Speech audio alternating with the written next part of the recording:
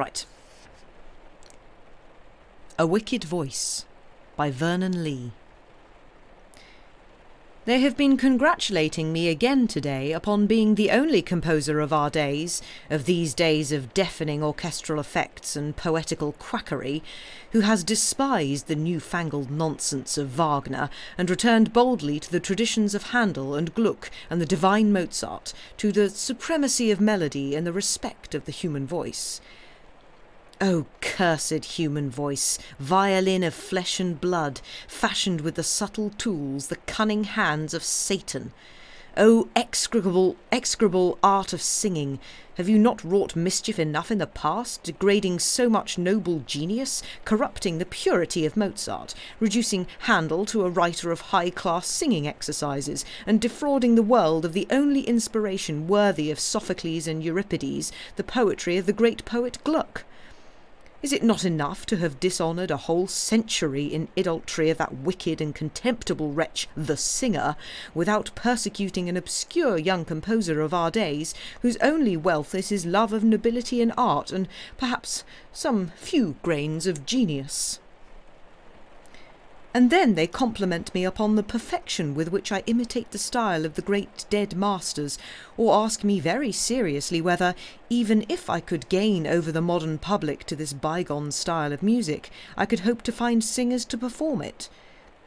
Sometimes, when people talk as they have been talking today, and laugh when I declare myself a follower of Wagner, I burst into a paroxysm of unintelligible childish rage, and exclaim, "We shall see that some day."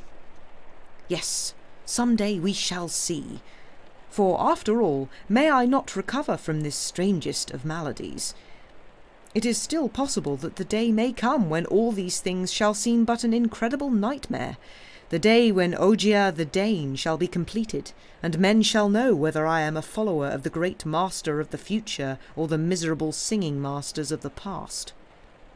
I am but half bewitched, since I am conscious of the spell that binds me. My old nurse, far off in Norway, used to tell me that werewolves are ordinary men and women half their days, and that if, during that period, they become aware of their horrid transformation, they may find the means to forestall it. May this not be the case with me? My reason, after all, is free, although my artistic inspiration be enslaved, and I can despise and loathe the music I am forced to compose, and the execrable power that forces me. Nay, it is not because I have studied with the doggedness of hatred this corrupt and corrupting music of the past, seeking for every little peculiarity of style and every biographical trifle merely to display its vileness. Is it not for this presumptuous courage that I have been overtaken by such mysterious, incredible vengeance? And meanwhile, my only relief consists in going over and over again in my mind the tale of my miseries. This time I will write it, writing only to tear up, to throw the manuscript unread into the fire. And yet, who knows? As the last charred pages shall crackle and slowly sink into the red embers, perhaps the spell may be broken, and I may possess once more my long-lost liberty, my vanished genius. It was a breathless evening under the full moon, that implacable full moon beneath which, even more than beneath the dreamy splendour of noontide, Venice seemed to swelter in the midst of the waters, exhaling, like some great lily, mysterious influences which make the brain swim and the heart faint. A moral malaria, distilled, as I thought, from those languishing melodies, those cooing vocalizations which I had found in the musty music books of a century ago. I see that moonlight evening as if it were present. I see my fellow lodgers of that little artists' boarding-house. The table on which they lean after supper is strewn with bits of bread, with napkins rolled in tapestry rollers, spots of wine here and there, and at regular intervals chipped pepper-pots, stands of toothpicks, and heaps of those huge hard peaches which nature imitates from the marble shops of Pisa. The whole pensionful is assembled, and examining stupidly the engraving which the American etcher has just brought for me, knowing me to be mad about 18th century music and musicians, and having noticed, as he turned over the heaps of penny prints in the square of San Polo, that the portrait is that of a singer of those days. Singer, thing of evil, stupid and wicked slave of the voice, of that instrument which was not invented by the human intellect, but begotten of the body, and which, instead of moving the soul, merely stirs up the dregs of our nature. For what is the voice but the beast calling, awakening that other beast sleeping in the depths of mankind, the beast which all great art has ever sought to chain up, as the archangel chains up in old pictures the demon with his woman's face? How could the creature attached to this voice, its owner and its victim, the singer, the great, the real singer who once ruled over every heart, be otherwise than wicked and contemptible? But let me try and get on with my story. I can see all my fellow boarders leaning on the table, contemplating the print, this effeminate beau, his hair curled into aile de pigeon, his sword passed through his embroidered pocket, seated under a triumphal arch somewhere among the clouds, surrounded by puffy cupids and crowned with laurels by a bouncing goddess of fame. I hear again all the insipid exclamations, the insipid questions about this singer. When did he live? Was he very famous? Are you sure, Magnus, that this is really a portrait? Etc., etc.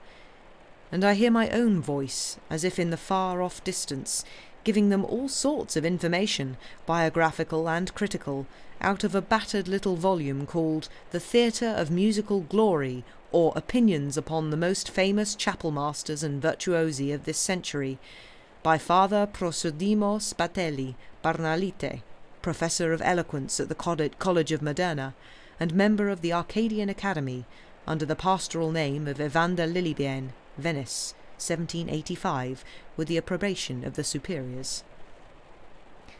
I tell them all how this singer, this Balthazar Cesari, was nicknamed Zafirino because of a sapphire engraved with cabalistic signs presented to him one evening by a masked stranger, in whom wise folk recognized that great cultivator of the human voice, the devil. How much more wonderful had been this Zafirino's vocal gifts than those of any singer of ancient or modern times, how his brief life had been but a series of triumphs, petted by the greatest kings, sung by the most famous poets, and finally, adds Father Prosodimo, courted, if the grave muse of history may incline her ear to the gossip of gallantry, by the most charming nymphs, even of the very highest quality. My friends glance once more at the engraving. More insipid remarks are made. I am requested, especially by the American young ladies, to play or sing one of this Zafirino's favourite songs. For of course you know them, dear Maestro Magnus, you who have such a passion for all old music. Do be good and sit down to the piano. I refuse, rudely enough, rolling the print in my fingers. How fearfully this cursed heat, these cursed moonlit nights must have unstrung me. This Venice would certainly kill me in the long run. Why, the sight of this idiotic engraving, the mere name of that coxcomb of a singer, have made my heart beat and my limbs turn to water like a lovesick hobbledehoy. After my gruff refusal, the company begins to disperse. They prepare to go out, some to have a row on the lagoon, others to saunter before the cafes at St. Mark's. Family discussions arise, gruntings of fathers, murmurs of mothers, peals of laughing from young girls and young men. And the moon, pouring in by the wide open windows, turns this old palace ballroom, nowadays an inn dining room, into a lagoon, scintillating, undulating like the other lagoon, the real one, which stretches out yonder, furrowed by invisible gondolas, betrayed by the red prow lights. At last the whole lot of them are on the move. I shall be able to get some quiet in my room, and to work a little at my opera of Ogier the Dane. But no, conversation revives, and of all things about that singer, that Zafferino, whose absurd portrait I am crunching in my fingers. The principal speaker is Count Alvise, an old Venetian with dyed whiskers, a great check tie fastened with 2 pins and a chain, a threadbare patrician who is dying to secure for his lanky son that pretty American girl, whose mother is intoxicated by all his mooning anecdotes about the past glories of Venice in general, and of his illustrious family in particular. Why in heaven's name must he pitch upon Zafferino for this mooning, this old duffer of a patrician? Zafferino! Ah, yes, to be sure. Balthazar Cesari, called Zafferino, snuffles the voice of Count Alvise, who always repeats the last word of every sentence at least 3 times. Yes, Zafferino, to be sure. A famous singer of the days of my forefathers. Yes, of my forefathers, dear lady. Then a lot of rubbish about the former greatness of Venice, the glories of old music, the former conservatoires, all mixed up with anecdotes of Rossini and Donizetti, whom he pretends to have known intimately. Finally, a story, of course containing plenty about his illustrious family. My great-grand-aunt, the Procuratessa Vendramin, from whom we have inherited our estate of Mistra on the Brenta. A hopelessly muddled story, apparently, full of digressions, but of which that singer Zafferino is the hero. The narrative, little by little, becomes more intelligible, or perhaps it is I who am giving it more attention. It seems, says the Count, that there was one of his songs in particular which was called the husband's air, l'aria dei mariti, because they didn't enjoy it quite as much as their better halves. My grand-aunt, Pisana Renier, married to the Procuratore Vendramin, was a patrician of the old school, of the style that was getting rare 100 years ago. Her virtue and her pride rendered her unapproachable. Zafferino, on his part, was in the habit of boasting that no woman had ever been able to resist his singing, which, it appears, had its foundation in fact. The ideal changes, my dear lady, the ideal changes a good deal from one century to another, and that his first song could make any woman turn pale and lower her eyes, the second make her madly in love, while the third song could kill her off on the spot, kill her for love, there under his very eyes, if only he felt inclined. My grand-aunt Vendramin laughed when this story was told her, refused to go to hear this insolent dog, and added that it might be quite possible by the aid of spells and infernal pacts to kill a gentildonna, but as to making her fall in love with a lackey, never. This answer was naturally reported to Zafferino, who piqued himself upon always getting the better of anyone who was wanting in deference to his voice. Like the ancient Romans, parcere subjectis et debellare superbos. You American ladies, who are so learned, will appreciate this little quotation from the divine Virgil. While seeming to avoid the Procuratessa Vendramin, Zafferino took the opportunity one evening at a large assembly to sing in her presence. He sang and sang and sang until the poor grand-aunt Pisana fell ill for love. The most skilful physicians were kept unable to explain the mysterious malady which was visibly killing the poor young lady, and the Procuratore Vendramin applied in vain to the most venerated Madonnas, and vainly promised an altar of silver with massive gold candlesticks to Saints Cosmas and Damian, patrons of the art of healing. At last, the brother-in-law of the Procuratessa, Monsignor Almoro Vendramin, Patriarch of Aquileia, a prelate famous for the sanctity of his life, obtained in a vision of Saint Justina, for whom he entertained a particular devotion, the information that the only thing which could benefit the strange illness of his sister-in-law was the voice of Zafferino. Take notice that my poor grand-aunt had never condescended to such a revelation. The Procuratore was enchanted at this happy solution, and his lordship the patriarch went to seek Zaffarino in person, and carried him in his own coach to the villa of Mistra, where the procuratessa was residing.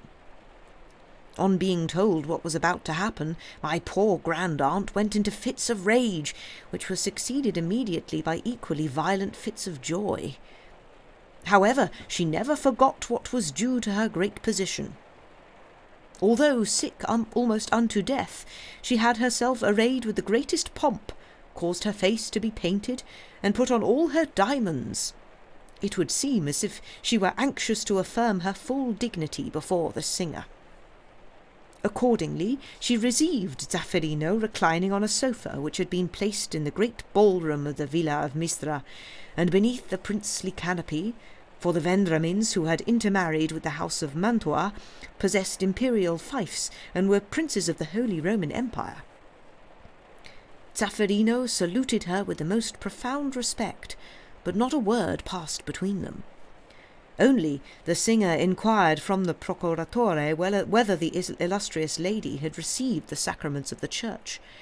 Being told that the procuratessa had herself asked to be given extreme unction from the hands of her brother-in-law, he declared his readiness to obey the orders of his excellency, and sat down at once to the harpsichord. Never had he sung so divinely.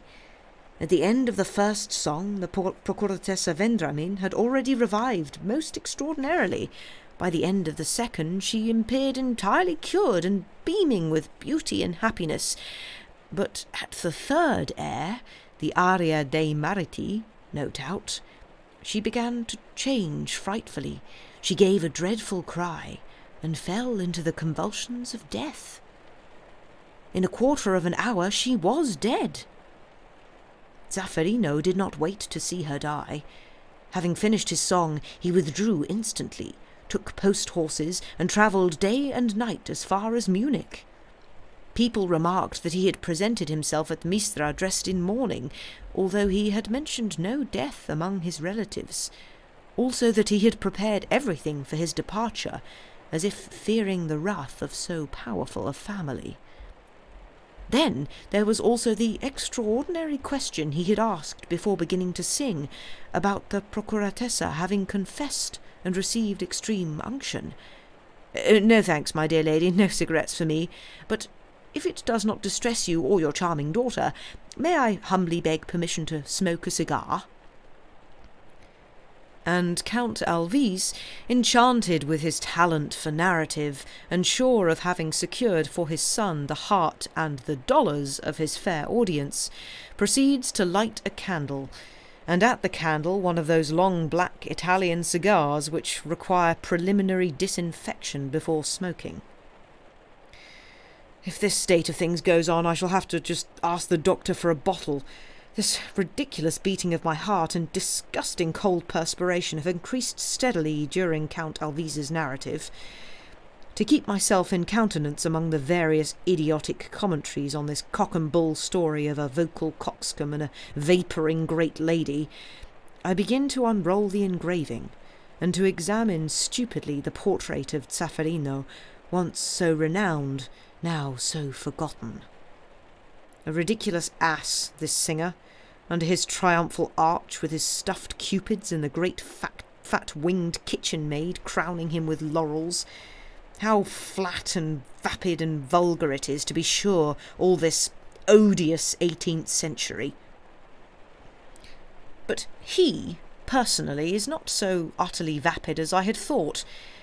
That effeminate fat face of his is almost beautiful, with an odd smile, brazen and cruel. I have seen faces like this, if not in real life, at least in my boyish romantic dreams, when I read Swinburne and Baudelaire, the faces of wicked, vindictive women. Oh yes, he is decidedly a beautiful creature, this Zaffarino, and his voice must have had the same sort of beauty and the same expression of wickedness. "Come on, Magnus," sound the voices of my fellow boarders. "Be a good fellow and sing us one of the old chap's songs, or at least something or other of that day, and we'll make believe it was the air with which he killed that poor lady." Oh, yes, the Aria dei Mariti, the husband's heir, mumbles old Alvis between the puffs at his impossible black cigar. My poor grand-aunt, Pisana Vendramin, he went and killed her with those songs of his, with that Aria dei Mariti. I feel senseless rage overcoming me. Is it that horrible palpitation?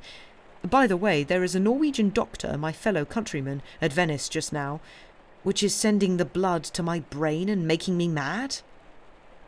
The people round the piano, the furniture, everything together seems to get mixed and turn into moving blobs of colour. I set to singing, the only thing which remains distinct before my eyes being the portrait of Zafferino on the edge of that boarding-house piano, the sensual, effeminate face with its wicked, cynical smile keeps appearing and disappearing as the print wavers about in the draught that makes the candles smoke and gutter. And I set to singing madly, singing I don't know what. Yes, I begin to identify it. 'Tis the Biondina in Gondoletta, the only song of the 18th century which is still remembered by the Venetian people. I sing it, mimicking every old-school grace, shakes, cadences, languishly swelled and diminished notes, and adding all manner of buffooneries, until the audience, recovering from its surprise, begins to shake with laughing, until I begin to laugh myself, madly, frantically, between the phrases of the melody, my voice finally smothered in this dull, brutal laughter. And then, to crown it all, I shake my fist at this long-dead singer, looking at me with his wicked woman's face, with his mocking, fatuous smile. "Ah, you would like to be revenged on me also," I exclaim. "You would like me to write you nice roulades and flourishes, another nice aria dei mariti, my fine Zafferino." That night I dreamed a very strange dream. Even in the big half-furnished room the heat and closeness were stifling. The air seemed laden with the scent of all manner of white flowers, faint and heavy in their intolerable sweetness, tuberoses, gardenias, and jasmines drooping I know not where in neglected vases. The moonlight had transformed the marble floor around me into a shallow, shining pool.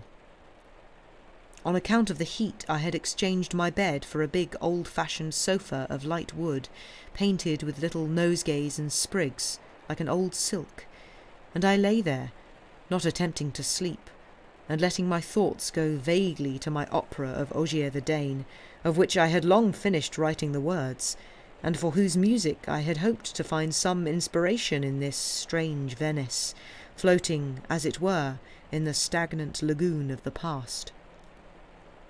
But Venice had merely put all my ideas into hopeless confusion. It was as if there arose out of its shallow waters a miasma of long dead melodies, which sickened but intoxicated my soul. I lay on my sofa watching that pool of whitish light, which rose higher and higher, little trickles of light meeting it here and there, wherever the moon's rays struck upon some polished surface, while huge shadows waved to and fro in the draught of the open balcony. I went over and over that old Norse story, how the paladin Ogier, one of the knights of Charlemagne, was decoyed during his homeward wanderings from the Holy Land by the arts of an enchantress, the same one who had once held in bondage the great Emperor Caesar and given him King Oberon for a son, how Ogier had tarried in that island only one day and one night, and yet, when he came home to his kingdom, he found all changed, his friends dead, his family dethroned, and not a man who knew his face, until at last, driven hither and thither like a beggar, a poor minstrel had taken compassion of his sufferings and given him all he could give, a song, the song of the prowess of a hero dead for hundreds of years, the paladin Ogier the Dane. The story of Ogier ran into a dream, as vivid as my waking thoughts had been vague. I was looking no longer at the pool of moonlight spreading round my couch, with its trickles of light and looming, waving shadows, but the frescoed walls of a great saloon. It was not, as I recognised in a second, the dining room of that Venetian palace now turned into a boarding house. It was a far larger room, a real ballroom, almost circular in its octagon shape, with 8 huge white doors surrounded by stucco mouldings, and, high on the vault of the ceiling, 8 little galleries or recesses like boxes at a theatre, intended no doubt for musicians and spectators. The place was imperfectly lighted by only one of the 8 chandeliers, which revolved slowly, like huge spiders, each on its long cord. But the light struck upon the gilt stuccos opposite me, and on a large expanse of fresco, the sacrifice of Iphigenia, with Agamemnon and Achilles in Roman helmets, lappets and knee breeches. It discovered also one of the oil panels let into the mouldings of the roof, a goddess in lemon and lilac draperies, foreshortened over a great green peacock. Round the room, where the light reached, I could make out big yellow satin sofas and heavy gilded consoles. In the shadow of a corner was what looked like a piano, and farther in the shade one of those big canopies which decorate the anterooms of Roman palaces. I looked about me, wondering where I was. A heavy, sweet smell, reminding me of the flavour of a peach, filled the place. Little by little I began to perceive sounds, little sharp, metallic, detached notes, like those of a mandolin, and there was united to them a voice, very low and sweet, almost a whisper, which grew and grew and grew until the whole place was filled with that exquisite vibrating note of a strange, exotic, unique quality. The note went on, swelling and swelling. Suddenly there was a horrible piercing shriek and the thud of a body on the floor, and all manner of smothered exclamations. There, close by the canopy, a light suddenly appeared, and I could see, among the dark figures moving to and fro in the room, a woman lying on the ground, surrounded by other women. Her blonde hair, tangled, full of diamond sparkles which cut through the half-darkness, was hanging dishevelled. The laces of her bodice had been cut, and her white breast shone among the sheen of jewelled brocade. Her face was bent forwards, and a thin white arm trailed, like a broken limb, across the knees of one of the women who were endeavouring to lift her. There was a sudden splash of water against the floor, more confused exclamations, a hoarse, broken moan, and a gurgling, dreadful sound. I awoke with a start and rushed to the window. Outside, in the blue haze of the moon, the church and belfry of St. George loomed blue and hazy, with the black hull and rigging, the red lights of a large steamer moored before them. From the lagoon rose a damp sea breeze. What was it all? Ah, I began to understand. That story of old Count Alvise's, the death of his grand aunt, Pisana Vendramin. Yes, it was about that I had been dreaming. I returned to my room. I struck a light and sat down to my writing table. Sleep had become impossible. I tried to work at my opera.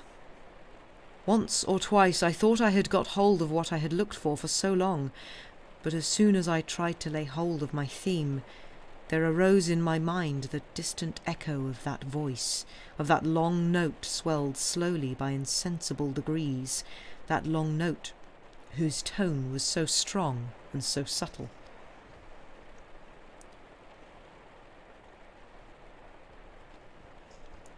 There are in the life of an artist moments when, still unable to seize his own inspiration, or even clearly to discern it, he becomes aware of the approach of that long-invoked idea. A mingled joy and terror warn him that before another day, another hour have passed, the inspiration shall have crossed the threshold of his soul and flooded it with its rapture. All day I had felt the need of isolation and quiet, and at nightfall I went for a row on the most solitary part of the lagoon. All things seemed to tell that I was going to meet my inspiration, and I awaited its coming as a lover awaits his beloved. I had stopped my gondola for a moment, and as I gently swayed to and fro on the water, all paved with moonbeams, it seemed to me that I was on the confines of an imaginary world. It lay close at hand, enveloped in luminous pale blue mist, through which the moon had cut a wide and glistening path. Out to sea, the little islands, like moored black boats, only accentuated the solitude of this region of moonbeams and wavelets, while the hum of the insects in orchards hard by merely added to the impression of untroubled silence. On some such seas, I thought, must the paladin Ogier have sailed when about to discover that during that sleep at the enchantress's knees centuries had elapsed, and the heroic world had set, and the kingdom of prose had come. While my gondola rocked stationary on that sea of moonbeams, I pondered over that twilight of the heroic world. In the soft rattle of the water on the hull, I seemed to hear the rattle of all that armour, of all those swords swinging rusty on the walls, neglected by the degenerate sons of the great champions of old. I had long been in search of a theme which I called the theme of the prowess of Ogier. It was to appear from time to time in the course of my opera, to develop at last into that song of the minstrel, which reveals to the hero that he is one of a long dead world. And at this moment I seemed to feel the presence of that theme. Yet an instant, and my mind would be overwhelmed by that savage music, heroic, funereal. Suddenly there came across the lagoon, cleaving, checkering and fretting the silence with a lacework of sound, even as the moon was fretting and cleaving the water, a ripple of music, a voice breaking itself in a shower of little scales and cadences and trills. I sank back upon my cushions. The vision of heroic days had vanished, and before my closed eyes there seemed to dance multitudes of little stars of light, chasing and interlacing like those sudden vocalizations. "To shore! Quick!" I cried to the gondolier. But the sounds had ceased, and there came from the orchards, with their mulberry trees glistening in the moonlight, and their black swaying cypress plumes, nothing save the confused hum, the monotonous chirp of the crickets. I looked around me. On one side, empty dunes, orchards and meadows, without house or steeple. On the other, the blue and misty sea, empty to where distant islets were profiled black on the horizon. A faintness overcame me, and I felt myself dissolve. For all of a sudden a second ripple of voice swept over the lagoon, a shower of little notes which seemed to form a little mocking laugh. Then again all was still. This silence lasted so long that I fell once more to meditating on my opera. I lay in wait once more for the half-caught theme. But no, it was not that theme for which I was waiting and watching with bated breath. I realized my delusion when, on rounding the point of the Giudecca, the murmur of a voice arose from the midst of the waters, a thread of sound slender as a moonbeam, scarce audible but exquisite, which expanded slowly, insensibly, taking volume and body, taking flesh almost, and fire, an ineffable quality, full, passionate, but veiled, as it were, in a subtle downy wrapper. The note grew stronger and warmer and more passionate, until it burst through that strange and charming veil, and emerged beaming, to break itself in the luminous facets of a wonderful shake, long, superb, triumphant. there was a dead silence. "Row to St. Mark's!" I exclaimed. "Quick!" The gondola glided through the long, glittering track of moonbeams and rent the great band of yellow, reflected light, mirroring the cupolas of St. Mark's, the lace-like pinnacles of the palace, and the slender pink belfry, which rose from the lit-up water to the pale and bluish evening sky. In the larger of the two squares, the military band was blaring through the last spirals of a crescendo of Rossini. The crowd was dispersing in this great open-air ballroom, and the sounds arose which invariably follow upon out-of-door music. A clatter of spoons and glasses, a rustle and grating of frocks and of chairs, and the click of scabbards on the pavement. I pushed my way among the fashionable youths contemplating the ladies while sucking the knob of their sticks, through the serried ranks of respectable families, marching arm in arm with their white-frocked young ladies close in front. I took a seat before Florian's, among the customers stretching themselves before departing, and the waiters hurrying to and fro, clattering their empty cups and trays. 2 imitation Neapolitans were slipping their guitar and violin under their arms, ready to leave the place. "Stop!" I cried to them. "Don't go yet. Sing me something. Sing La Camasella or Fornicoli Fornicola, no matter what, provided you make a row." And as they screamed and scraped their utmost, I added, "But can't you sing louder, damn you? Sing louder, do you understand?" I felt the need of noise, of yells and false notes, of something vulgar and hideous to drive away that ghost voice which was haunting me.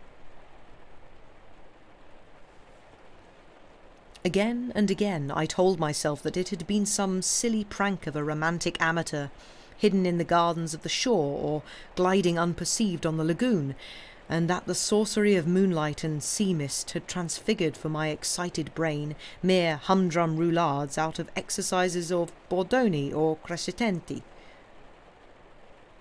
But all the same, I continued to be haunted by that voice.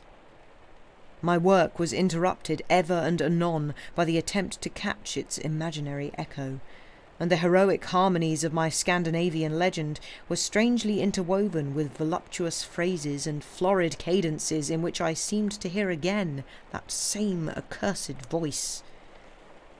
To be haunted by singing exercises! It seemed too ridiculous for a man who professedly despised the art of singing. And still, I preferred to believe in that childish amateur, amusing himself with warbling to the moon. One day, while making these reflections the 100th time over, my eyes chanced to light upon the portrait of Zafferino, which my friend had pinned against the wall. I pulled it down and tore it into 6 shreds.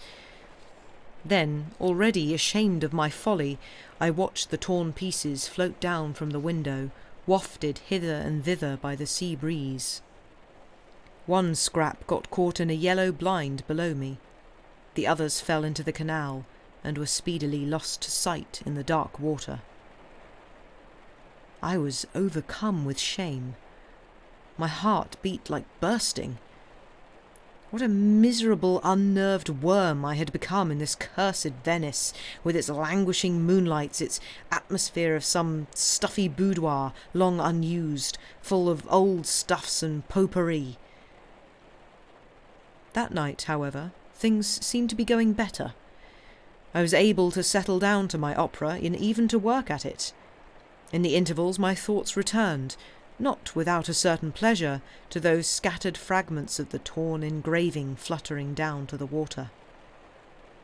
I was disturbed at my piano by the hoarse voices and the scraping of violins which rose from one of those music boats that station at night under the hotels of the Grand Canal. The moon had set. Under my balcony the water stretched black into the distance, its darkness cut by the still darker outlines of the flotilla of gondolas in attendance on the music boat, where the faces of the singers and the guitars and violins gleamed reddish under the unsteady light of the Chinese lanterns. Jamo, jamo, jamo, jamo, ja, sang the loud, hoarse voices, then a tremendous scrape and twang, and the yelled-out burden, funiculi, funicula, funiculi, funicula, jamo, jamo, jamo, jamo, jamo, ja. Then came a few cries of bis, bis from a neighbouring hotel, a brief clapping of hands, the sound of a handful of coppers rattling into the boat, and the oarstroke of some gondolier making ready to turn away. "Sing the Camasella," ordered some voice with a foreign accent. "No, no, Santa Lucia." "I want the Camasella." "No, Santa Lucia." "Hi, sing Santa Lucia, do you hear?" The musicians, under their green and yellow and red lamps, held a whispered consultation on the manner of conciliating these contradictory demands. Then, after a minute's hesitation, the violins began the prelude of that once famous air which has remained popular in Venice, the words written some 100 years ago by the patrician Gritti, the music by an unknown composer, La Biondina in Gondoletta. That cursed 18th century! It seemed a malignant fatality that made these brutes choose just this piece to interrupt me. At last the long prelude came to an end, and above the cracked guitars and squeaking fiddles there arose, not the expected nasal chorus, but a single voice singing below its breath. My arteries throbbed. How well I knew that voice! It was singing, as I have said, below its breath, but none the less it sufficed to fill all that reach of the canal with its strange quality of tone, exquisite, far-fetched. They were long drawn-out notes, of intense but peculiar sweetness, a man's voice which had much of a woman's, but more even of a chorister's, but a chorister's voice without its limpidity and innocence. Its youthfulness was veiled, muffled, as it were, in sort of a downy vagueness, as if a passion of tears withheld. There was a burst of applause, and the old palaces re-echoed with the clapping. "Bravo! Bravo! Thank you! Thank you! Sing again, please! Sing again! Who can it be?" And then a bumping of hulls, a splashing of oars, and the oaths of gondoliers trying to push each other away, as the red prow lamps of the gondolas pressed around the gaily lit singing boat. But no one stirred on board. It was to none of them that this applause was due. And while everyone pressed on, and clapped and vociferated, one little red prow lamp dropped away from the fleet. For a moment a single gondola stood forth black upon the black water, and then was lost in the night. For several days the mysterious singer was the universal topic. The people of the music boat swore that no one besides themselves had been on board, and that they knew as little as ourselves about the owner of that voice. The gondoliers, despite their descent from the spies of the old Republic, were equally unable to furnish any clue. No musical celebrity was known or suspected to be at Venice, and everyone agreed that such a singer must be a European celebrity. The strangest thing in this strange business was that even amongst those learned in music there was no agreement on the subject of this voice. It was called by all sorts of names and described by all manner of incongruous adjectives. People went so far as to dispute whether the voice belonged to a man or to a woman. Everyone had some new definition. In all these musical discussions I alone brought forward no opinion. I felt a repugnance, an impossibility almost, of speaking about that voice, and the more or less commonplace conjectures of my friend had the invariable effect of sending me out of the room. Meanwhile my work was becoming daily more difficult, and I soon passed from utter impotence to a state of inexplicable agitation. Every morning I arose with fine resolutions and grand projects of work, only to go to bed that night without having accomplished anything. I spent hours leaning on my balcony or wandering through the network of lanes with their ribbon of blue sky, endeavouring vainly to expel the thought of that voice, or endeavouring in reality to reproduce it in my memory, for the more I tried to banish it from my thoughts, the more I grew to thirst for that extraordinary tone, for those mysteriously downy, veiled notes.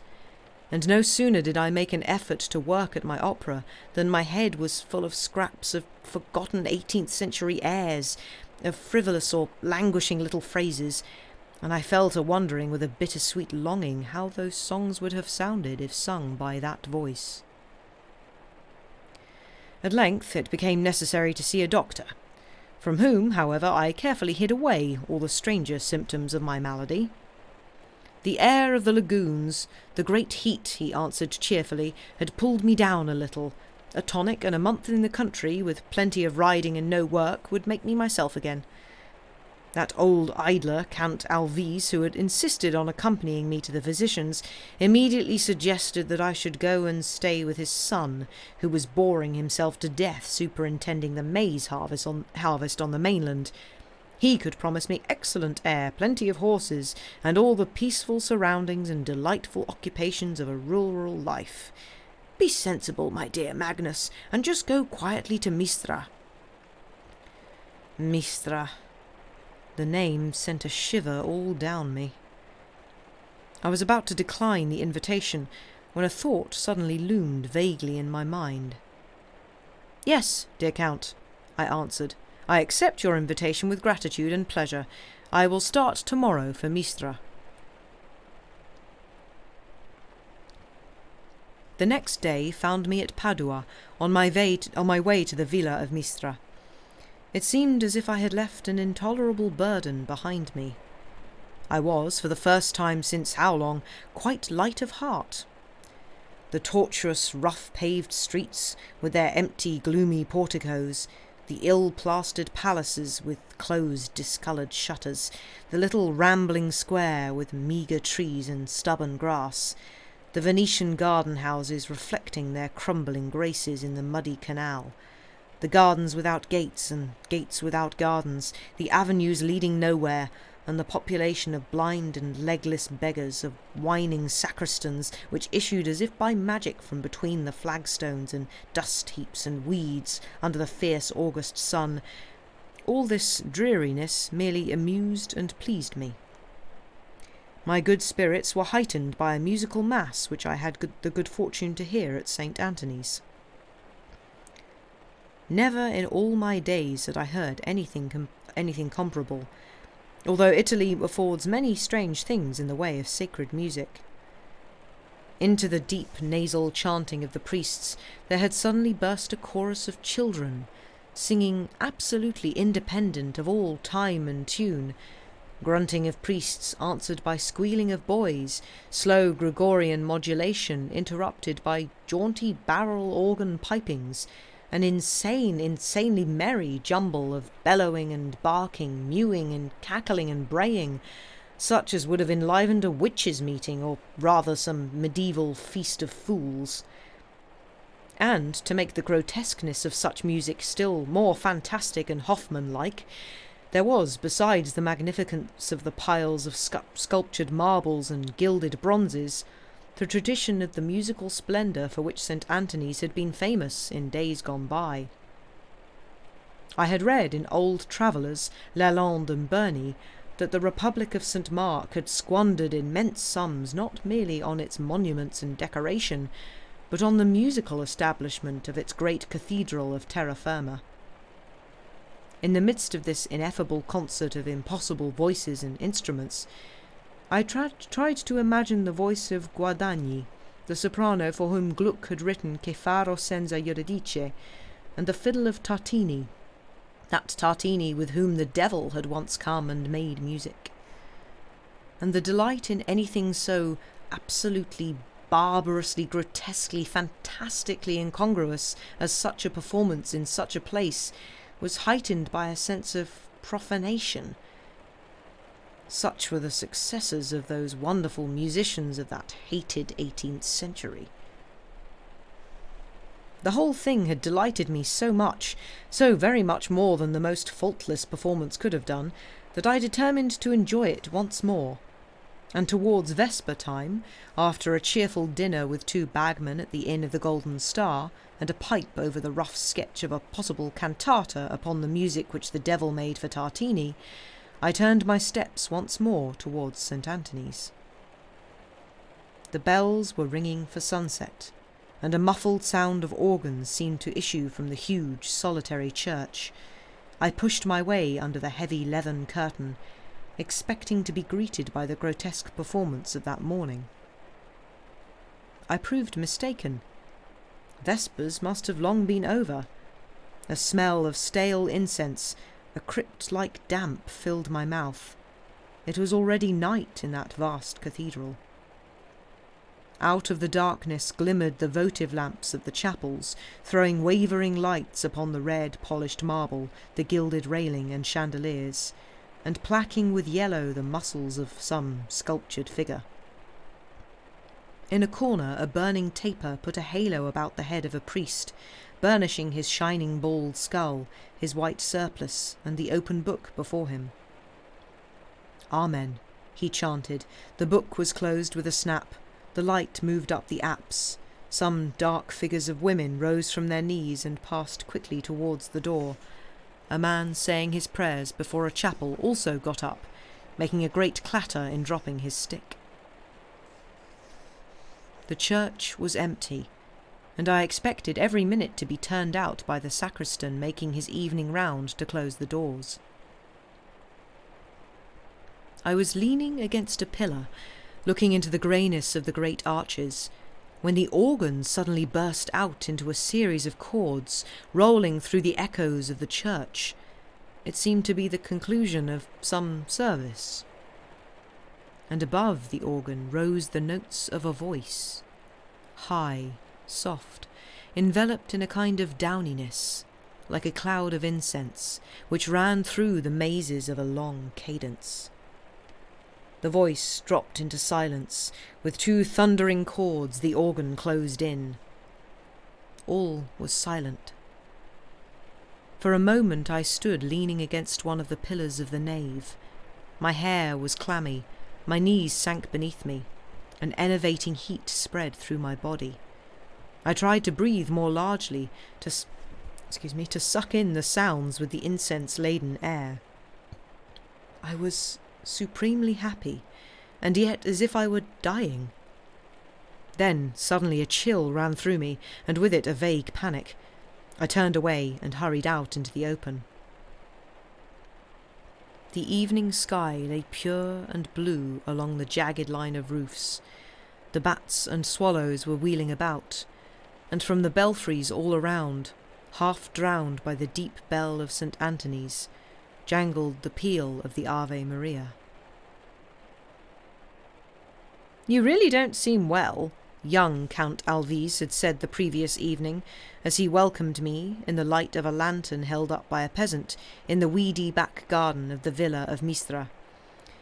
Everything had seemed to me like a dream. The jingle of the horses' bells driving in the dark from Padua, as the lantern swept the acacia hedges with their wide yellow light, the grating of the wheels on the gravel, the supper table, illumined by a single petroleum lamp for fear of attracting mosquitoes, where a broken old lackey in an old stable jacket handed round the dishes among the fumes of onion, Alvise's fat mother gabbling dialect in a shrill, benevolent voice behind the bullfights on her fan, the unshaven village priest perpetually fidgeting with his glass and foot and sticking one shoulder up above the other. And now, in the afternoon, I felt as if I had been in this long, rambling, tumble-down villa of Mistra, a villa 3/4 of which was given up to the storage of grain and garden tools, or to the exercise of rats, mice, scorpions, and centipedes, all my life, as if I had always sat there in Count Alvise's study, among the pile of undusted books on agriculture, the sheaves of accounts, the samples of grain and silkworm seed, the ink stains and the cigar ends, as if I had never heard of anything save the cereal basis of Italian agriculture, the diseases of maize, the peronospora of the vine, the breeds of bullocks, and the iniquities of farm labourers. with the blue cones of the Eugenian hills closing in the green shimmer of plain outside the window.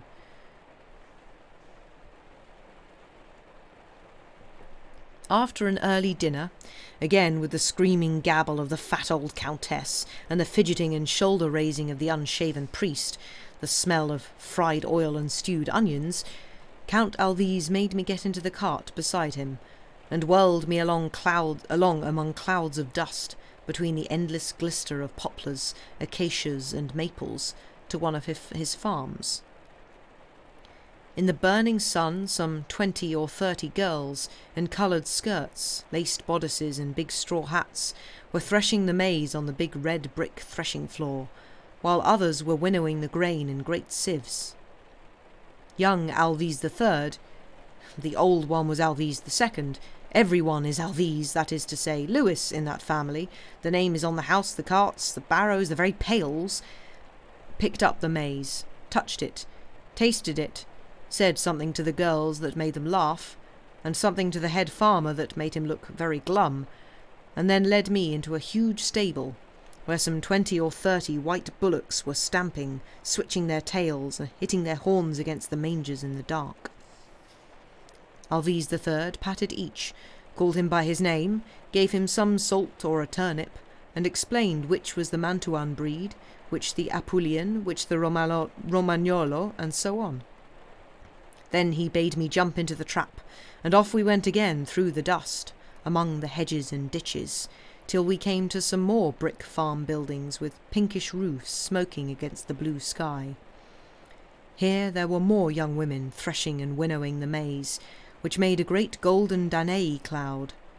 More bullocks stamping and lowing in the cool darkness, more joking, fault-finding, explaining, and thus through 5 farms, until I seemed to see the rhythmical rising and falling of the flails against the hot sky, the shower of golden grains, the yellow dust from the winnowing sieves onto the bricks, the switching of innumerable tails and plunging of innumerable horns, the glistening of huge white flanks and foreheads whenever I closed my eyes.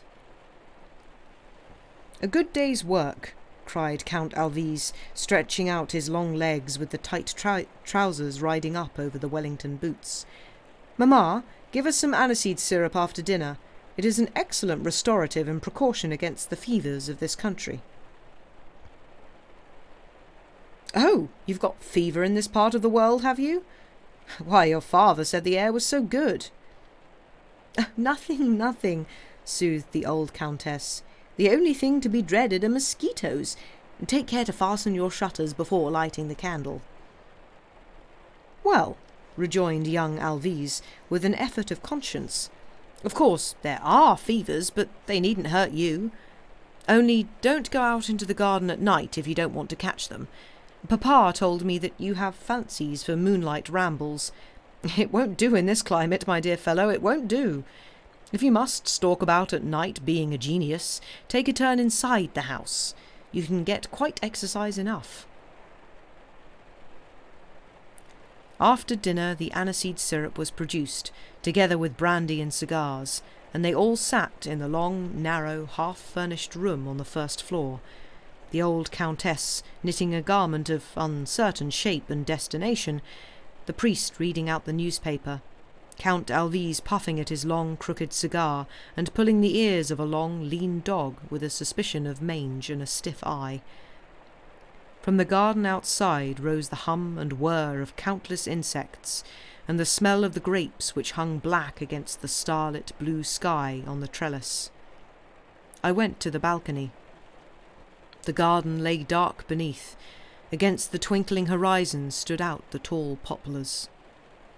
There was the sharp cry of an owl, the barking of a dog, a sudden whiff of warm, enervating perfume, a perfume that made me think of the taste of certain peaches and suggested white, thick, wax-like petals. I seemed to have smelt that flower once before.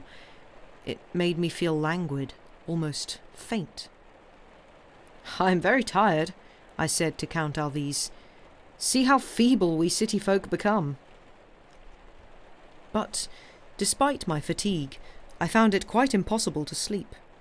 The night seemed perfectly stifling. I had felt nothing like it at Venice.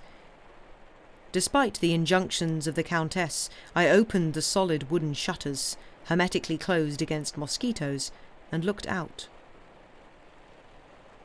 The moon had risen, and beneath it lay the big lawns, the rounded treetops bathed in a blue, luminous mist, every leaf glistening and trembling in what seemed a heaving sigh of light. Beneath the window was the long trellis, with the white shining piece of pavement under it. It was so bright that I could distinguish the green of the vine leaves, the dull red of the catalpa flowers. There was in the air a vague scent of cut grass, of ripe American grapes, of that white flower, it must be white, which made me think of the taste of peaches, all melting into the delicious freshness of falling dew. From the village church came the stroke of 1. Heaven knows how long I had been vainly attempting to sleep. A shiver ran through me, and my head suddenly filled as with the fumes of some subtle wine. I remembered all those weedy embankments, those canals full of stagnant water, the yellow faces of the peasants. The word malaria returned to my mind. No matter. I remained leaning on the window, with a thirsty longing to plunge myself into this blue moon mist, this dew and perfume and silence, which seemed to vibrate and quiver like the stars that strewed the depths of heaven. What music, even Wagner's, or of that great singer of starry nights, the divine Schumann, what music could ever compare with this great silence, with this great concert of voiceless things that sing within one's soul?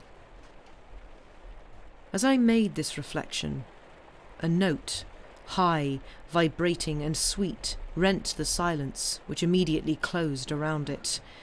I leaned out of the window, my heart beating as though it must burst. After a brief space, the silence was cloven once more by that note, as the darkness is cloven by a falling star or a firefly rising slowly like a rocket. But this time it was plain that the voice did not come, as I had imagined, from the garden, but from the house itself, from some corner of this rambling old villa of Mistra. Mistra, Mistra, the name rang in my ears, and I began at length to grasp its significance, which seems to have escaped me until then. Yes, I said to myself, it is quite natural. And with this odd impression of naturalness was mixed a feverish, impatient pleasure. It was as if I had come to Mistra on purpose, and that I was about to meet the object of my long and weary hopes. Grasping the lamp with its singed green shade, I gently opened the door and made my way through a series of long passages and of big empty rooms, in which my steps re-echoed as in a church, and my light disturbed whole swarms of bats. I wandered at random, farther and farther from the inhabited part of the buildings. The silence made me feel sick. I gasped as under a sudden disappointment. All of a sudden there came a sound, chords, metallic, sharp, rather like the tone of a mandolin, close to my ear. Yes, quite close. I was separated from the sounds only by a partition. I fumbled for a door. The unsteady light of my lamp was insufficient for my eyes, which were swimming like those of a drunkard. At last I found a latch, and after a moment's hesitation, I lifted it and gently pushed open the door. At first I could not understand what manner of place I was in. It was dark all round me, but a brilliant light blinded me, a light coming from below and striking the opposite wall. It was as if I had entered a dark box in a half-lighted theatre. I was, in fact, in something of the kind, a sort of dark hole with a high balustrade, half hidden by an updrawn curtain. I remembered those little galleries or recesses for the use of musicians or lookers-on which exist under the ceiling of the ballrooms in certain old Italian palaces. Yes, it must have been one like that. Opposite me was a vaulted ceiling covered with gilt mouldings, which framed great time-blackened canvases, and lower down, in the light thrown up from below, stretched a wall covered with faded frescoes. Where had I seen that goddess in lilac and lemon draperies foreshortened over a big green peacock? For she was familiar to me, and the stucco tritons also who twisted their tails round her gilded frame. And that fresco, with warriors in Roman cuirasses and green and blue lappets and knee-breeches, where could I have seen them before? I asked myself these questions without experiencing any surprise. Moreover, I was very calm, as one is calm sometimes in extraordinary dreams. Could I be dreaming? I advanced gently and leaned over the balustrade. My eyes were met at first by the darkness above me, where, like gigantic spiders, the big chandeliers rotated slowly, hanging from the ceiling. Only one of them was lit, and its Murano glass pendants, its carnations and roses, shone opalescent in the light of the guttering wax. This chandelier lighted up the opposite wall and that piece of ceiling with the goddess and the green peacock. It illumined, but far less well, a corner of the huge room where, in the shadow of a kind of canopy, a little group of people were crowding round a yellow satin sofa, of the same kind as those that lined the walls. On the sofa, half screened from me by the surrounding persons, a woman was stretched out. The silver of her embroidered dress and the rays of her diamonds gleamed and shot forth as she moved uneasily. And immediately under the chandelier, in the full light, a man stooped over a harpsichord, his head bent slightly, as if collecting his thoughts before singing. He struck a few chords and sang. Yes, sure enough, it was the voice that had so long been persecuting me. I recognized at once that delicate, voluptuous quality, strange, exquisite, sweet beyond words but lacking all youth and clearness. That passion veiled in tears which had troubled my brain that night on the lagoon, and again on the Grand Canal singing the Biondina, and yet again, only 2 days since, in the deserted cathedral of Padua. But I recognise now what seemed to have been hidden from me till then, that this voice was what I cared most for in all the wide world. The voice round and unwound itself in long, languishing phrases, in rich, voluptuous riforituras, all fretted with tiny scales and exquisite crisp shakes. It stopped ever and anon, swaying as if painting in languid delight. And I felt my body melt, even as wax in the sunshine, and it seemed to me that I too was turning fluid and vaporous in order to mingle with these sounds as the moonbeams mingle with the dew. Suddenly, from the dimly lighted corner by the canopy, came a little piteous wail. Then another followed and was lost in the singer's voice. During a long phrase on the harpsichord, sharp and tinkling, the singer turned his head towards the dais, and there came a plaintive little sob. But he, instead of stopping, struck a sharp chord, and with a thread of voice so hushed as to be scarcely audible, slid softly into a long cadenza. At the same moment he threw his head backwards, and the light fell full upon the handsome, effeminate face, with its ashy pallor and big black brows, of the singer Zafferino. At the sight of that face, sensual and sullen, of that smile which was cruel and mocking like a bad woman's, I understood, I knew not why, by what process, that his singing must be cut short, that the accursed phrase must never be finished. I understood that I was before an assassin, that he was killing this woman, and killing me also with his wicked voice. I rushed down the narrow stair which led down from the box, pursued as it were by that exquisite voice, swelling by insensible degrees. I flung myself on the door, which must be that of the big saloon. I could see its light between the panels. I bruised my hands in trying to wrench the latch. The door was fastened tight, and while I was struggling with that locked door, I heard the voice swelling, rending asunder that downy veil which wrapped it, leaping forth clear, resplendent, like the sharp and glittering blade of a knife that seemed to enter deep into my breast. Then, once more, a wail, a death groan, and that dreadful noise, that hideous gurgle of breath strangled by a rush of blood. And then a long shake, acute, brilliant, triumphant. The door gave way beneath my weight. One half crashed in. I entered. I was blinded by a flood of blue moonlight. It poured in through 4 great windows, peaceful and diaphanous, a pale blue mist of moonlight, and turned the huge room into a kind of submarine cave, paved with moonbeams, full of shimmers of pools of moonlight. It was as bright as at midday, but the brightness was cold, blue, vaporous, supernatural. The room was completely empty, like a great hayloft. Only there hung from the ceiling the ropes which had once supported a chandelier, and in a corner, among stacks of wood and heaps of Indian corn, whence spread a sickly smell of damp and mildew, there stood a long, thin harpsichord, with spindle legs, and its cover cracked from end to end. I felt, all of a sudden, very calm.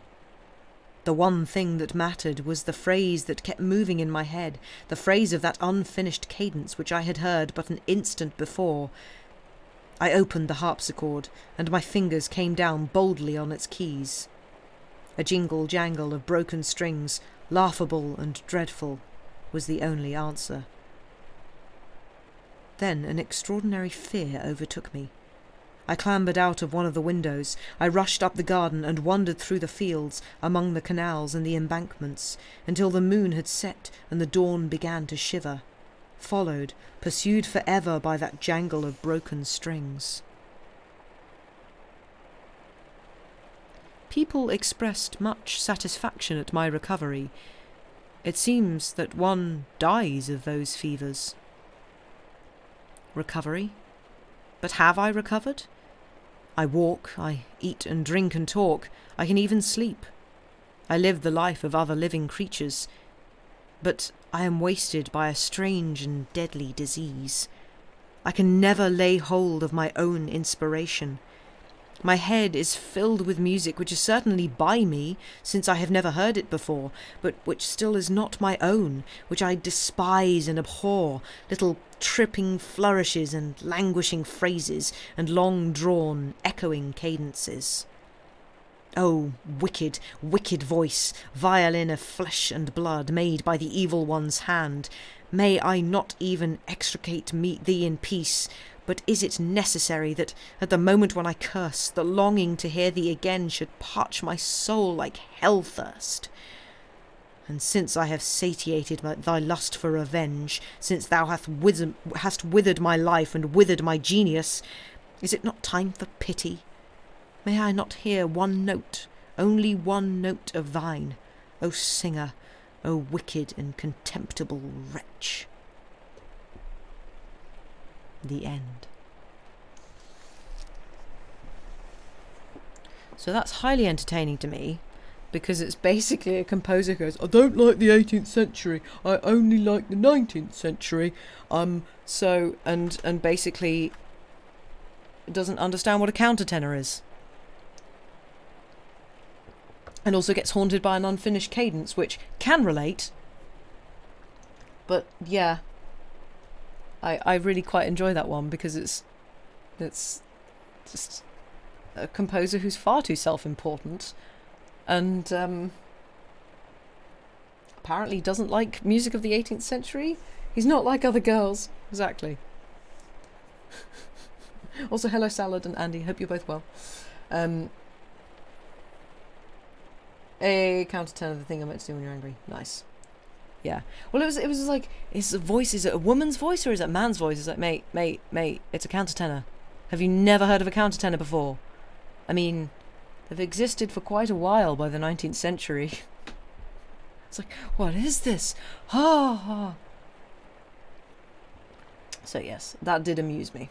And the ultimate ghostly haunting is, I'm gonna sing a phrase and I'm gonna get to the dominant chord. I'm not gonna finish it. I'm just gonna leave you hanging. Just gonna leave it unresolved. Which honestly would haunt me.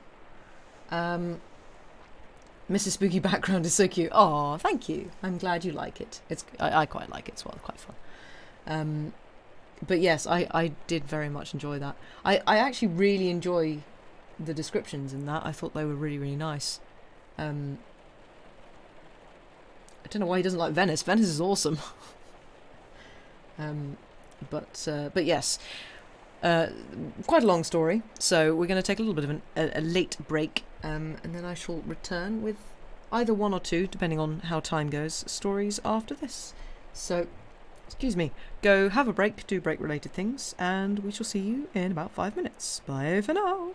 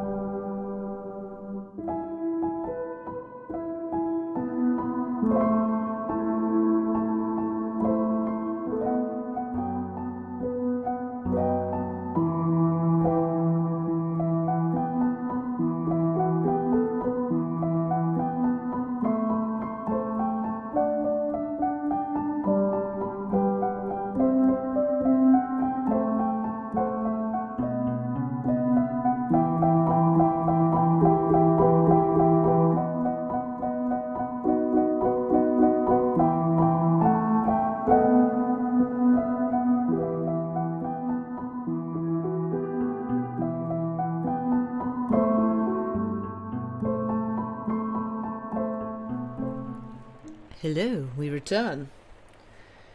I hope we are all doing well. I hope you all had a nice break. I made myself a cup of tea, which was much needed. But yes, I hope you all enjoyed that, because I certainly did. I thought that was a really fun story, and yeah, I just find it quite entertaining. From a musician's standpoint, I find it very entertaining that it's basically a composer who's never heard a countertenor before and goes, "Oh, Wagner's way better than the 18th century. All the 18th century stuff is rubbish. Singers are rubbish. Wagner, Wagner, Wagner, Wagner." And in general, I don't have much respect for composers like that, because,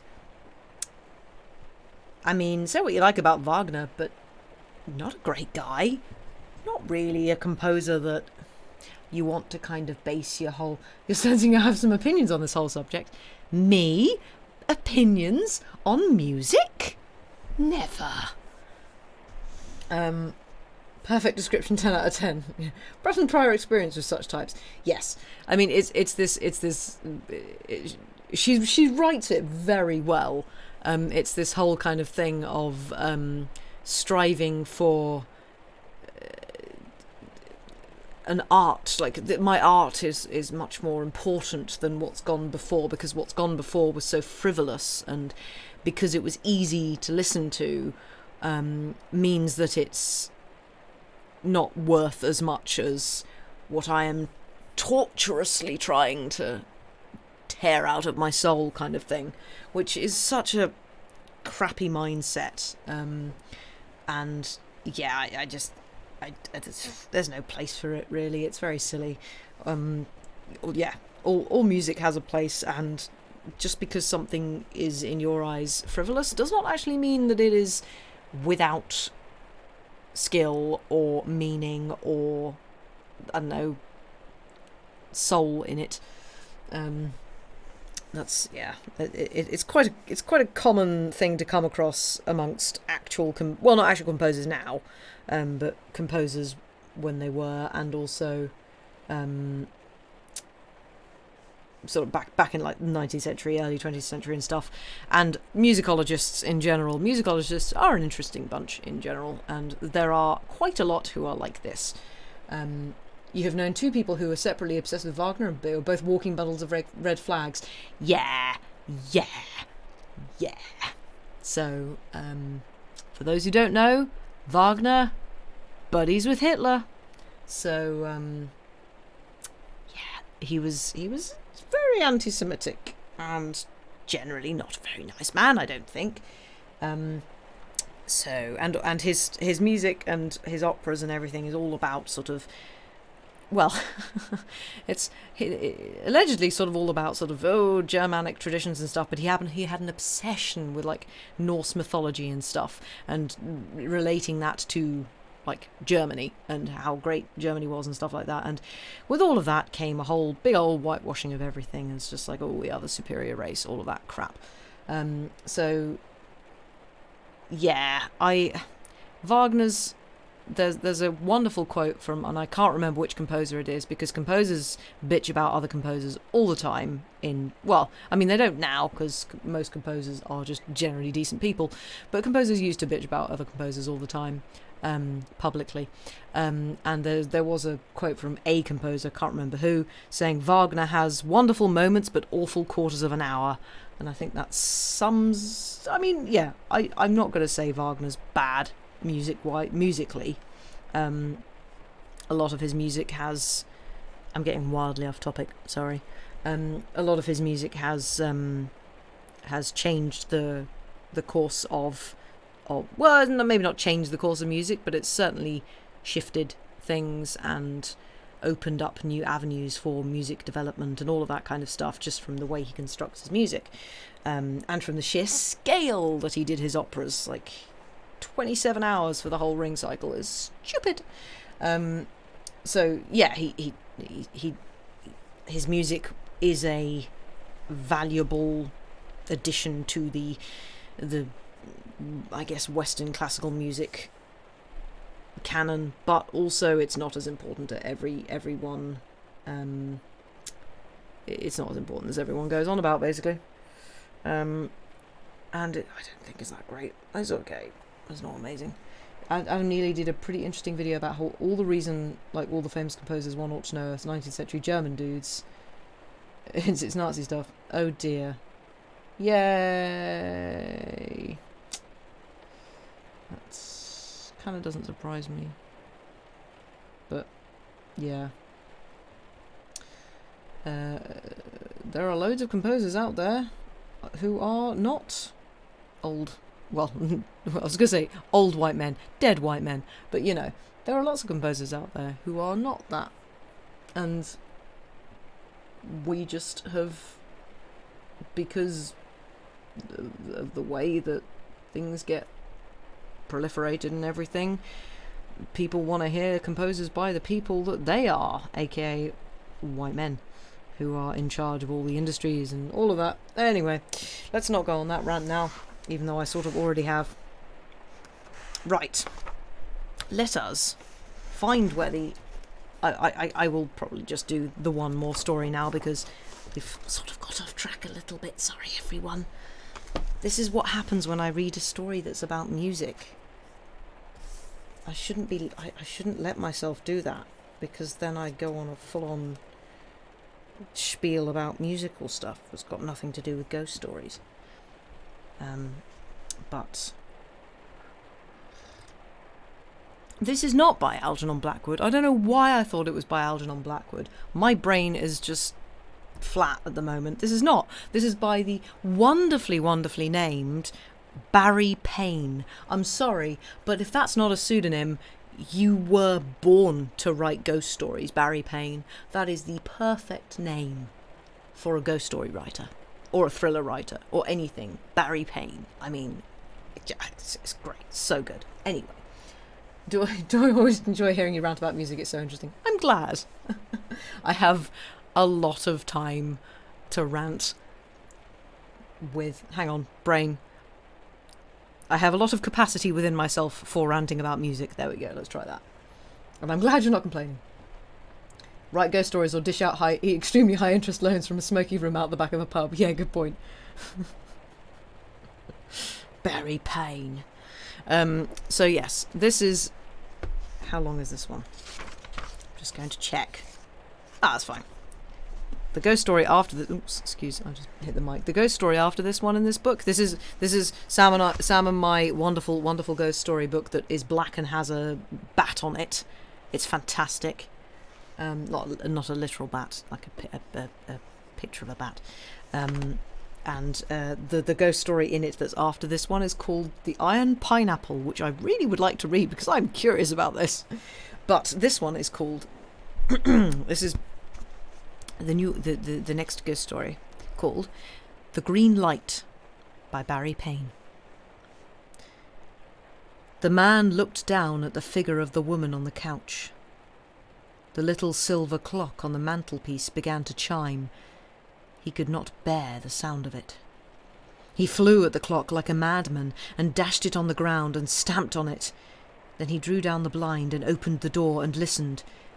There was no one on the staircase. Silence seemed now as intolerable to him as sound had been a moment before. He tried to whistle, but his lips were too dry and made only a ridiculous hissing sound. Closing the door behind him, he ran down the staircase and out onto the street. The woman on the couch never moved or spoke. It was late in the afternoon. The light from the low sun penetrated the green blind and took from it a horrible colour that seemed to tint the face of the woman on the couch. Flies came out of the dark corners of the room, sulkily busy, crawling and buzzing. One very little fly passed backwards and forwards.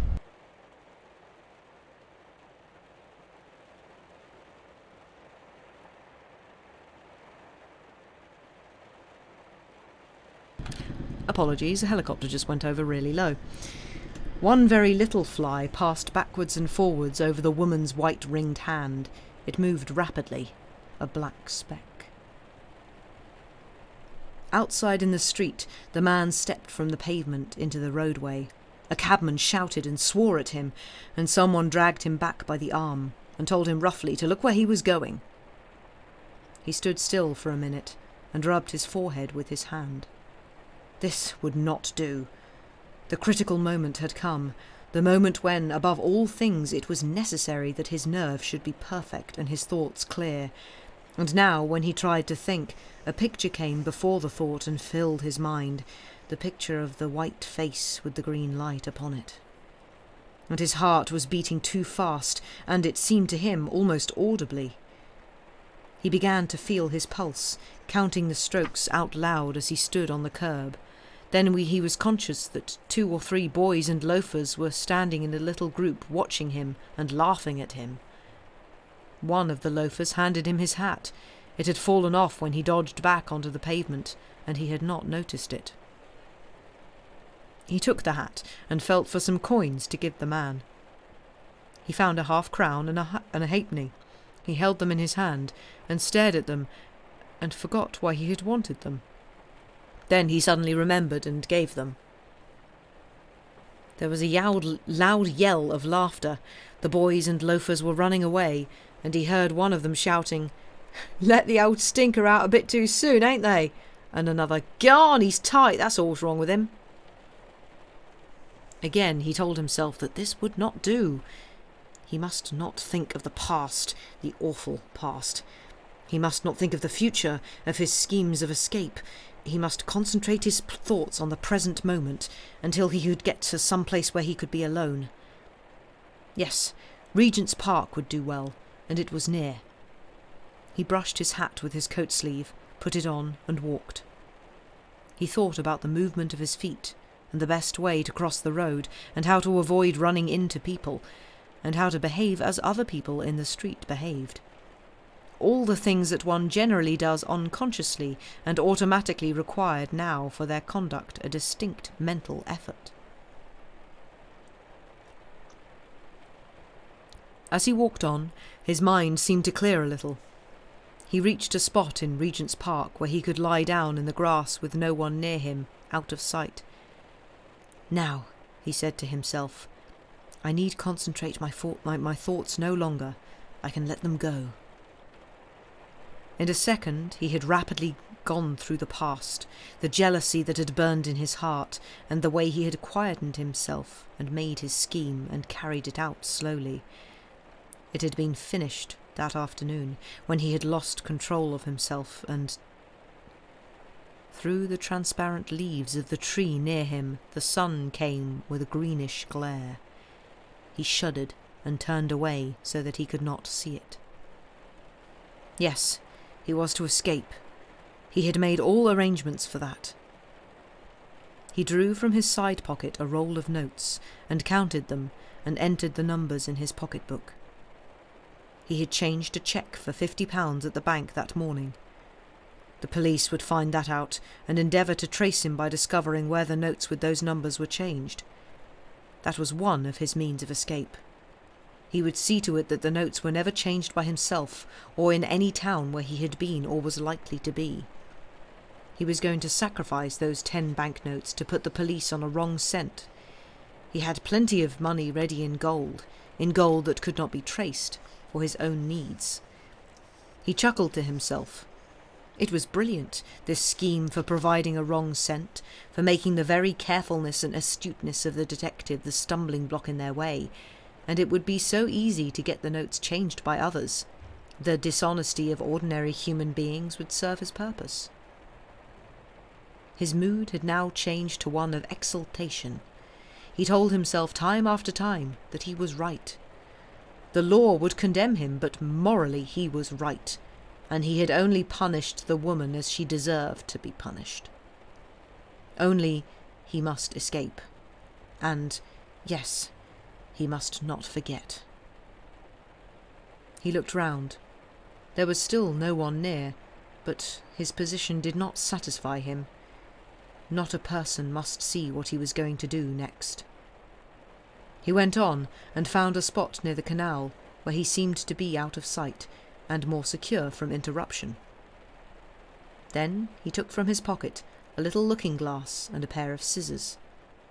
Very carefully he cut away his beard and moustache that hid the thin-lipped wide mouth and the small, weak chin. He cut as close as he could, and when he had finished he looked like a man who had neglected to shave for a day or two. A barber would shave him now without suspicion. He was satisfied with the operation.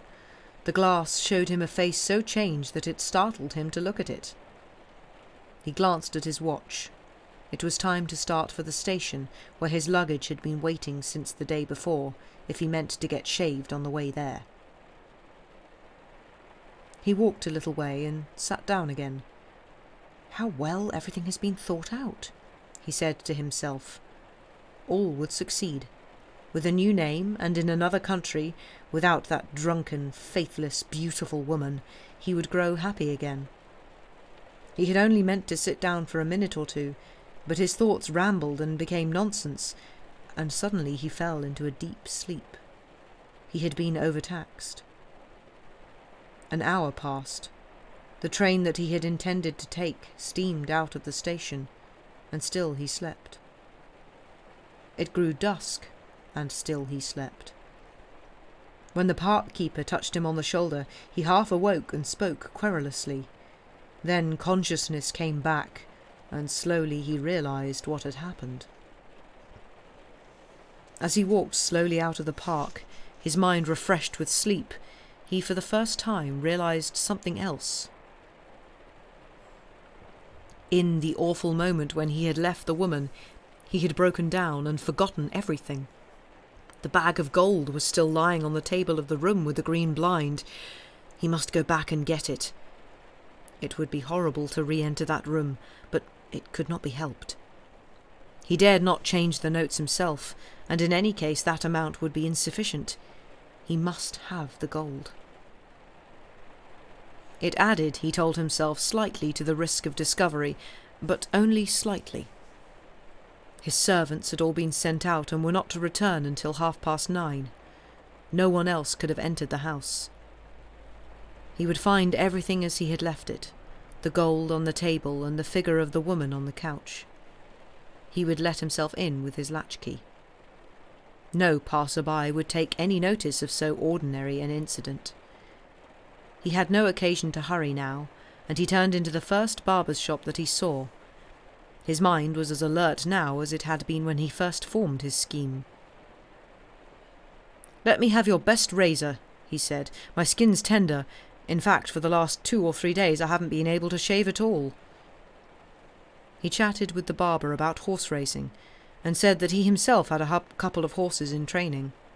Then he inquired the way to Piccadilly, saying that he was a stranger in London, and seemed to take careful note of the barber's directions. He walked briskly away from the shop towards his own house. A comfortable-looking, ruddy-faced woman was coming towards him. A shaft of green light from a chemist's shop window fell full on her face as she passed, and the horror came back upon him. It was with difficulty that he checked himself from crying out. He hurried on, but that hideous light seemed to linger in his eyes and to haunt him. "Keep quiet," he kept saying to himself under his breath. "Steady yourself, don't be a fool." There was an Italian restaurant near, and he went in and drank a couple of glasses of cognac. Then only was he able to go on. As he turned the corner where his house came into sight, he looked up. All the house was dark but for one great green eye in the centre that looked at him. There were lights in that room. He stood still close to a lamppost, just touching it to keep his balance. He spoke to himself aloud. It's green. It's green. Someone's there." A working man passed him, heard him mumbling, looked at him curiously, and went on. The great green eye stared at him and fascinated him. Then other lights darted about, red lights, white lights. Someone must be going up and down the staircase and passages. Had she got off the couch? Was the dead woman walking? How his head throbbed. There were two nerves that seemed to sound like two consecutive notes on a piano, struck in slow alternation, then quickening to a rapid shake. Whir, whir! Now the two notes were struck together, a repeated discord, thumped out, clatter, clatter. No, the sound was outside in the street, and it was the sound of people running. There were boys with excited eyes and white faces, and blousy laughing women, and a little old ferret-faced man who coughed as he ran. A police whistle screamed. In front of the door of the house a black mass grew up, getting quickly bigger and bigger. It was a crowd of people swaying backwards and forwards, kept back by the police. The police. He was discovered then. He must get away at once, not wait another moment. Only the green light was looking at him. "Stop that light!" he called. No one noticed him. The green light went on glimmering and drew him nearer. He had to get there. He was on the outskirts of the crowd now. Why would the crowd not let him pass? Could not they hear that he was being called? He pushed his way, struggling, dragging people on one side. There were angry voices, a hum growing louder and louder. He caught a woman by the neck and flung her aside. She screamed. Someone struck him in the face, and he tried to strike back. Down! He was down on the road. The air was stifling and stinking there. He tried to get up and was forced back. Ah! Now he was up again, his coat torn off his back, muddy, bleeding, fighting, spitting, howling like a madman. Damn you all! The crowd was a storm all round him, tossing him here and there. Again and again he was struck. There was blood streaming over his eyes, and through the blood and mingled with blood he saw the green light looking. There came a sudden lull. A couple of policemen stood by him, and one of them had him by the arm and asked him what he was doing. He began to cry, sobbing like a child. "Take me up there," he said, panting, "where the green light is. It's the dead woman calling." The policeman stood for a moment, hesitating. For a moment the crowd was motionless and silent. Then one of those white-faced boys shrank further back, whispering, "It's the man." The end.